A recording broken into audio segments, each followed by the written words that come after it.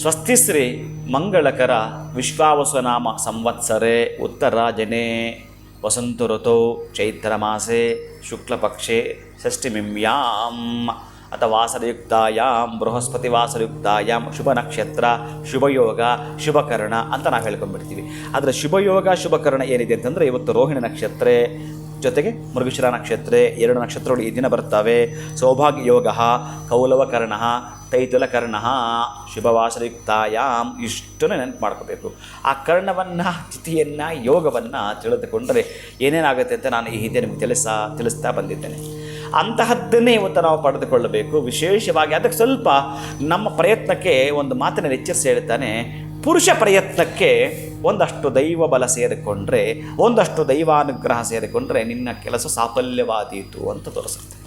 ಅಂತಹದ್ರಲ್ಲಿ ನಿಮ್ಮ ಪ್ರಯತ್ನಗಳು ಏನಿದೆಯೋ ಅದು ನಿಮಗೆ ಸಿಗಲೇಬೇಕು. ಅಂತಹ ಪ್ರಯತ್ನ ಪಡೆದವರಿಗೆ ಅಲ್ಲವೇ ಅಲ್ಲ, ಪ್ರಯತ್ನ ಪಡ್ತಿರ್ತಾರಲ್ಲ ಅವರಿಗೆ ಇರತಕ್ಕಂಥ ಪ್ರತಿಬಂಧಕ ದೋಷಗಳನ್ನ ಹೋಗಲಾಡಿಸಿ ಪ್ರತಿಫಲವನ್ನು ಕೊಡತಕ್ಕಂತಹದ್ದು ಗುರುವಾರವನ್ನು ನಾವು ಬೃಹಸ್ಪತಿ ವಾಸರಯುಕ್ತಾಯಾಮ್ ಅಂತ ಹೇಳ್ತೀವಿ.